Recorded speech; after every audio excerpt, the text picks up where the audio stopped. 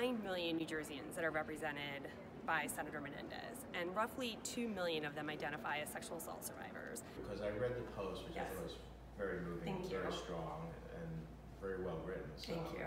There was a number that came out at me, 2 million survivors. There's technically 1.8 million survivors living in New Jersey. Wow. That is stunning. Which is, you know, I think about 9 million people, and about half of generally the population are women, and so nearly 2 million. That's a stunning. Which, you know, really does sort of speak to how appreciative we are that you brought us here, right? You represent 9 million New Jerseyans, and 2 million of them identify as some form of sexual violence survivors. So that's important for us that we have this opportunity. We have the privilege as the New Jersey Coalition Against Sexual Assault to be in attendance at the State of the Union, which is really, you know, the highest level of national leadership in relation to issues that are part of our social discourse.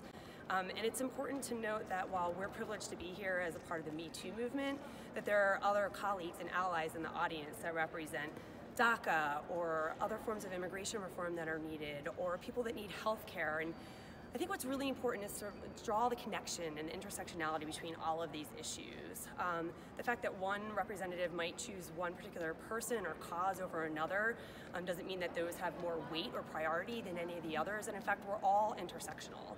In fact, if it weren't for the Violence Against Women Act, making sure that non-documented survivors of violence had access to the care and services they need, we would really be in a really precarious place. DACA is important and related to sexual violence. Transportation is related to sexual violence, because what good does it do us to have services available in all of our 21 counties if we don't have the means to get people to them?